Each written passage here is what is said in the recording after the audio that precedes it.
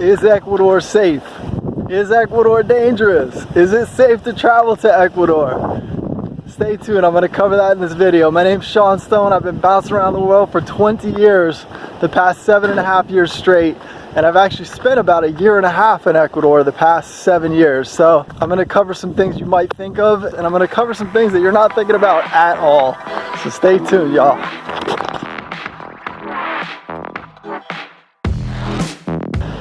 It's very safe as long as you use your head. You know, if you kind of do things that you shouldn't do, or that you're taking a lot more risk, that's when you kind of run into a situation where it's not as safe. But there's a couple other things you need to consider that you're not considering too, that don't really matter what you do. You could still run into an issue that you're not thinking about. I'll tell you like random things, okay? Something you're not considering probably is the sun, dude. We're on the equator. This sun is freaking strong. I was out here the other day and it wasn't even as sunny as it is right now. Like there was clouds everywhere and I got fried, okay? So when it comes to that, you need to make sure that if you're going out in the middle of the day, you stay covered up. Like don't be out there just getting freaking torched, because you're gonna regret it. You're gonna regret it for sure. So be careful with the sun. All right, I'll tell you another thing that you're not even considering right now. I know why you searched. You're searching for people that, you know, you're worried about getting yourself like harmed, you know, by somebody that's gonna come to you with a knife or a gun or rob you or things like that. But I'll tell you something else you're not considering, and it has to do with the wildlife. Ecuador is freaking amazing when it comes to nature and beautiful, like amazing different like animals and creatures and things like that. It is amazing. It's one of the coolest places that I've been to for that stuff. You know, there's the real deal coastlines, there's real deal jungles, there's, you know, mountains, real deal mountains. I mean, they got everything. These cool mountain towns, like Galapagos Islands is here. It's an epic place, you know. But something that you may not consider, for example, the place I'm staying at right now, I'm only 20-25 minutes from kind of one of the bigger cities in Ecuador. But where I'm at, it's kind of like a little bit, you know, secluded, and it's kind of private property, and I'm surrounded by nature, and it's amazing. But like, for example, there are snakes. You know, there are snakes in this area, okay? It's something you probably didn't even think about. But you know, I didn't run into this. Like when I traveled around Ecuador, when I came here 5-6 years ago, I went around the country. You know, I went to a lot of cool places. Cuenca, Baños, Quilatoa, you know, Otavalo, Quito. I passed through Guayaquil. What else? The coast. The coast has some amazing places on the coast that you'd want to check out. You know, and it was awesome. And I think I saw a snake one time in 10 months, even when I was staying on the coast in another spot. But this particular spot, which is like 30 minutes south of Manta, 20-30 minutes south of Manta, there are snakes in this area. And when the season shifts at a certain time of year, right now it's June, they're creeping. I've been in my place, okay, I've been here 4 months, and there's been 2 times I had snakes come in my freaking place, all right? I'm just being real. I'm gonna tell you all the realness so you know what to think about when you're here. If you're staying in Salinas or Cuenca or even in Baños, where it's more people and things are going on, like, you're not gonna run into this stuff.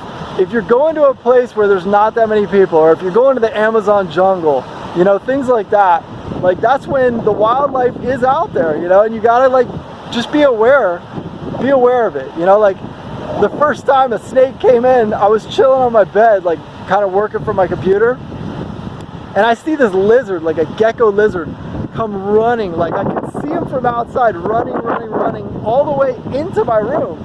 And I'm like, that's weird, dude. Like they don't usually come in, like they're not gonna come running like that. This guy looked like he was running for his life. And when he got in my room, he just kind of like looked at me, and then he was just like catching his breath, and I'm like, man, you okay, bro? Like, he really looked like he was running for his life. And he chilled out for a minute, 2 minutes, caught his breath, and then he started to leave. And then like 3 minutes later, all of a sudden, I'm chilling, and I see a snake come in my place with its tongue. It was literally had been chasing that lizard, and I was like, no wonder that lizard was running like that. The snake was running after it, you know? So when the snake kind of came into my room, I went to grab my phone to take a video or photo of it, and I moved to let it know I was there. And right when I let it know I was there, it kind of looked at me and it was like, nah, I don't want to be here. And it started to make its way out. And then I kind of like made more force to tell it, yo, you need to get out of here. And then I took a broomstick when it kind of was still chilling just down the way. And I didn't go close, but with the broomstick, I just, I wasn't like aggressive with it. I was just like, okay, buddy, you need to get out of here, dude. I was like kind of like tickling his tail, and he took off. The second time it happened, and I'll tell you what you could do to avoid things like this, but the second time it happened, I was in my kitchen cooking, nighttime. This was a sketchy one because I was cooking in my kitchen. I turn around and like I see this like rope thing kind of like by the door. My place isn't big. It's like a little studio apartment basically. It's all one room basically. So I look and I see this like rope, dark looking rope thing, like 4 feet probably, 4 feet kind of like under the vanity thing that's by the door. And I'm like, what? And I look, I'm like, oh my God, dude, there's a snake in my place. And that kind of freaked me out for a sec, but I was just like, oh my God. So I know that there are some like python, boa snakes around here, but there's also very poisonous snakes, like in some of these places, very poisonous. They will kill you, like within, 20, 30 minutes, whatever, you're gonna be screwed if you don't get help.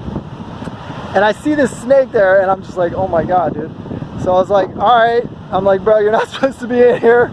I literally was talking like that, just like that. I'm like, bro, you're not supposed to be in here. What are you doing, man? Oh God. So I kind of made my way. I'm like, let me get my shoes on that I never have worn in 10 months.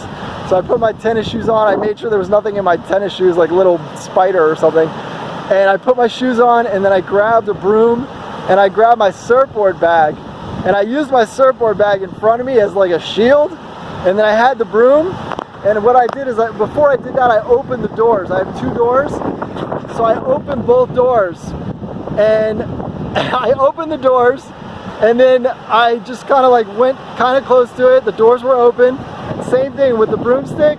I just kind of like tickled its tail. And I'm like, you need to go out. I kind of directed it in the direction of the doors. And it didn't even hesitate. Just slowly kind of just went out. I took a picture of it. There's the photo. And I thought it was like a little boa, but it turns out it might have been an X-snake, which is a very poisonous snake. And I was chill. You gotta be chill. If you ever encounter any animals anywhere in the world, just stay calm. If if you're cool, they'll be cool. 99% of the time, they're gonna feed off of your energy. It doesn't matter if it's a spider, a snake, a bear, whatever it is. If you're chill and you're cool, they'll be cool. So just remember that if you ever come into a situation where you're like with an animal or whatever, okay? Well, what could you do in that example? When you get to places, if you're kind of like off the map or you're in a place where there's, it's nature and there's not that many people around, that kind of thing, check your doors, check your windows, just check your windows and your doors basically, and just check to know where there's cracks that you might need to seal, that kind of thing. Because this snake actually got under, I didn't even know, but there was a little hole,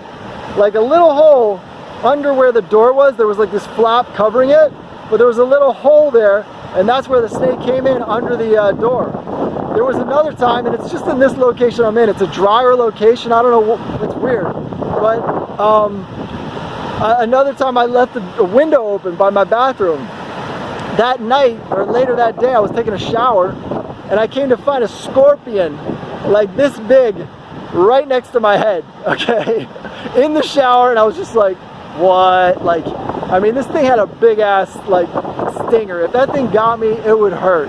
It wouldn't kill me or anything like that, but that shit would have hurt, okay? I'm not telling you this to freak you out. Like I said, I traveled all around Ecuador.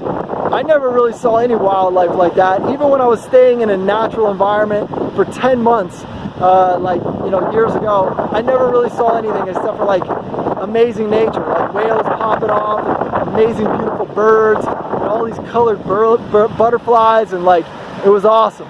Same thing in the spot I'm in, all this amazing nature. So let me get to the other thing that you were searching when you started searching for this, is Ecuador safe, okay? As far as people and, violence and things like that, everywhere I've been in Ecuador, it's been awesome. People have been super chill, everything's been good. I have never ever felt my life in danger at all. Like never. Like I've always felt perfectly fine. You know, with that said, if you're gonna go off the map, more things can happen. Like anywhere in the world, if you're going off the map, or if you're in a big major city. Big major cities always have craziness, dude. There's craziness in the big major cities, you know, and it's the same here. If you're in Quito or Guayaquil or Manta, you know, like some of those bigger cities, you know, there are going to be pockets that are not safe, especially if it's late at night. And you just need to do a Google research, you know, Google search on that to figure out where those areas are. You know, there's another area in the very northern part of Ecuador, like near Esmeraldas and the whole, you know, border between Colombia and Ecuador. Don't go there, dude. Like, I mean, people go to Esmeraldas because it's beautiful. I've never been, but it's supposed to be really pretty there. I'm sure you could have an amazing time, but that northern area there is sketchy. There's definitely sketchy stuff going on all the way in the north up there. But for the most part, the rest of the country, everywhere that I've been, you know, it's been amazing. It's one of the coolest countries I've been to, and you should definitely come. I will tell you a couple stories so that you know, two different stories. One happened out of Montanita, which is a crazy party town if you don't already know about it. It's you know, it's fun, it's got a good vibe, people are chilling, they're open-minded. It's definitely a crack town. A lot of people get retarded, you know, on drugs and just getting wasted and whatever. But it's fun. It's a fun place. People are open-minded, and you can just go there and chill and have a good time. But like, I'll tell you one story I remember hearing a few years ago, or a couple years ago. These two Argentinian girls, like 21 years old, 22 years old, they hitchhiked right out of Montanita. They hitchhiked, and they got picked up in some van, and they found those two girls 2 or 3 days later dead, okay? So you need to be careful if you're gonna do something more risky, like go hitchhiking with people that you don't know and jump in a van, you know, with people you don't know, you know, like you're increasing your odds of something happening, and that's anywhere in the world. You got to use your instincts, but you just need to know your risk level, you know, is going up when you do stuff like that. I'll give you another example. This happened to a girl I know, okay? She was an expat, like probably like 35 years old, you know, nice girl, into yoga, you know, healthy living, all that stuff. She went on an ayahuasca retreat. If you don't know about ayahuasca, it's pretty known and kind of popular in Ecuador. A lot of people do it. It's like some kind of root, you know, a natural plant or root or whatever that people take. It takes you to another level. Some people feel like they have awakenings and it opens their mind and all this stuff. And is it possible? Sure. You know? Are some people just trying to escape reality and freaking take another drug? Hell yeah. You know? But anyways, this girl went on this retreat with like 30 people. And at the end of the retreat, I guess most of the people left, and she stayed with the shaman. Okay, this guy's a known shaman in the area that had been doing these retreats for like 25 years with tourists, you know, and many people, okay? She ended up finding this girl, they ended up finding this girl dead in the jungle. American girl, mid-30s, they found her dead, okay? And it turns out the dude that was the shaman, the leader of the thing that's been doing this with tourists and other people for 20 years, they found him guilty of it, okay?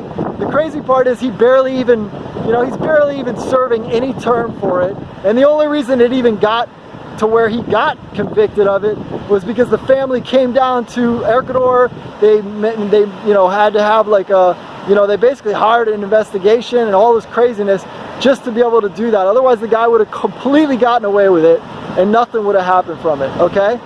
So that's another scenario where, you know, she stayed behind with this dude, and it was just her and this dude that she didn't really know, you know, and she's in a fucking jungle or something like that, you know, like when you do stuff like that, you're increasing your odds of something happening. It doesn't matter where you are in the world, it does not matter.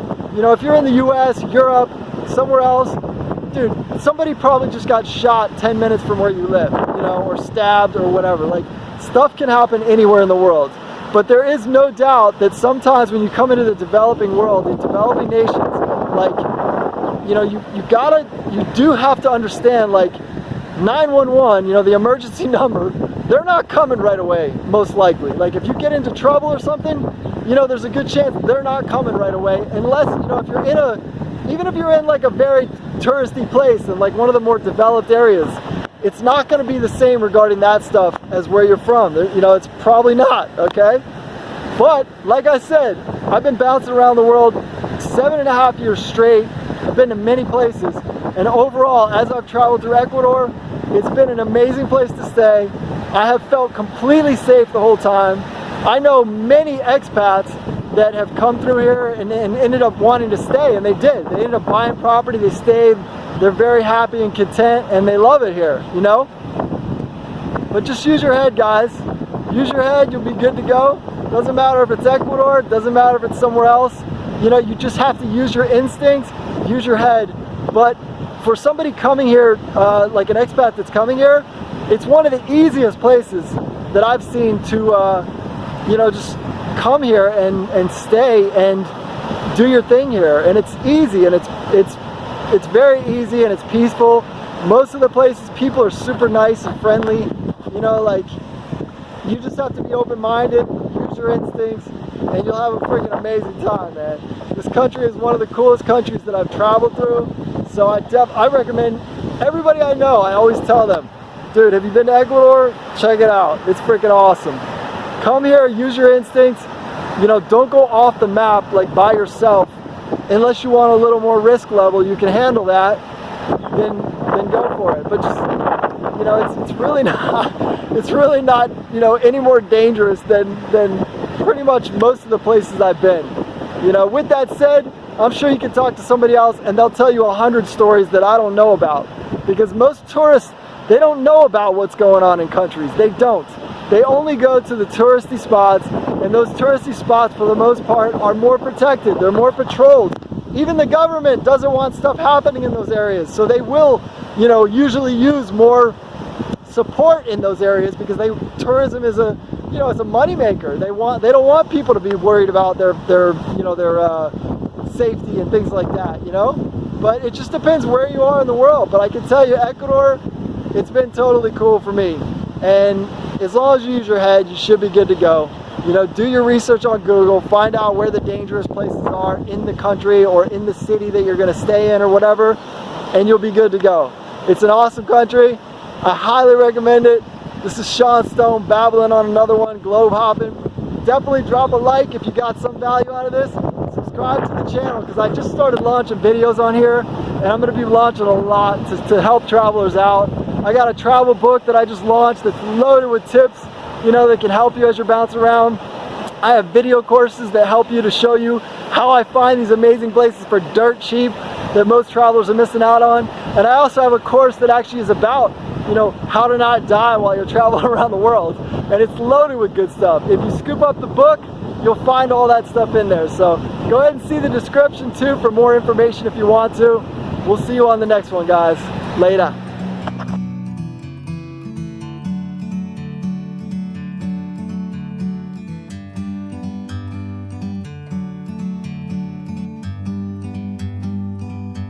Like a bird on a tree, I'm just sitting here. I got time, it's clear to see. From up here, the world seems small. We can sit together. It's so beautiful, you and me. We meant to be in the great outdoors.